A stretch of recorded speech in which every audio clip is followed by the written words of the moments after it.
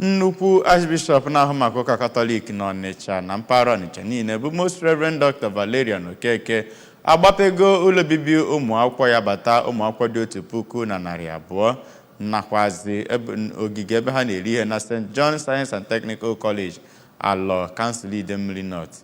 Onye nta akụkọ anyị ihe banyere agụmakwụkwọ kwe na Igbo gwetara akọ na ịgba ya bụ ụlọ nke bụ ụlọ akụ mba ụwa hibere ya site n'aka gọọmenti Anambra steeti bụ nke dọtara ndị nkụzi ụka dị iche iche ụmụ akwụkwọ na ndị nkụzi ya bụ ụlọ akwụkwọ ndị gụburu akwụkwọ n'ụlọ akwụkwọ ahụ ndị nne na nna ndị ihe ụlọ akwụkwọ na-adị mma nakwazi ndị ọzọ dị iche iche gere akọ maka nke a n'uju.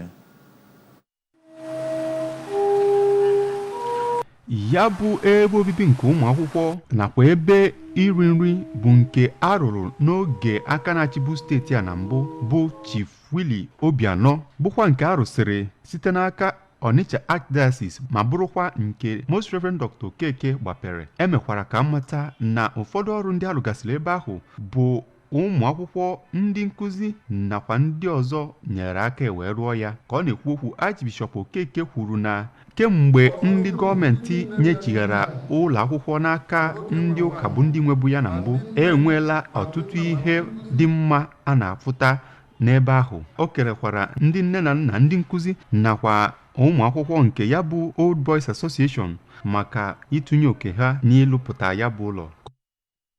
Ndị niile bịara ije a ma nwoke ma nwaanyị ma ndị nne ma ndị nna ma ndị nkụzi ọkachasị ụmụ akwụkwọ anyị bụ ụfọdụ ka Chineke gozie ụlọ.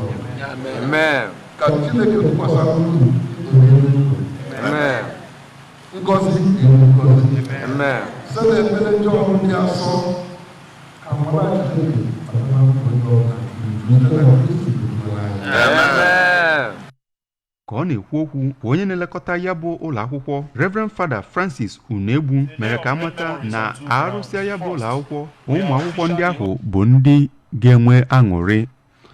Onye kọmishọna ahụ maka omenala nakwa nnegharị anya Maazị Don Onyenji mere ka amata na ejigoroli imepụta ihe dị nnukwu egwu wee mara ya bụ ụlọ akwụkwọ ma kelee ndị niile na-enye aka iji wee hụ na ya bụ ụlọ akwụkwọ na-aga n'iru. N'ozi ekele ya, onye chairman Anambra Basic Education Board ASUBEB Dọkịnta Vera Nwadinobi mere ka amata na ya bụ ihe nke batagoro na ụlọ akwụkwọ ahụ ga na-aga n'iru.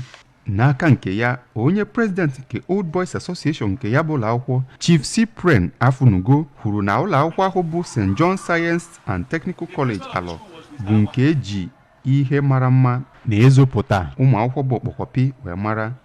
Ịgbape ụlọ ahụ na inye ihe onyinye nke enyegara ya bụ Archbishop nakwa inye onyinye nkwanye ùgwù enyere ụfọdụ ndị nakwa ihe ndị ọzọ bụ ihe pụtara ihe na ya bụ mmemme.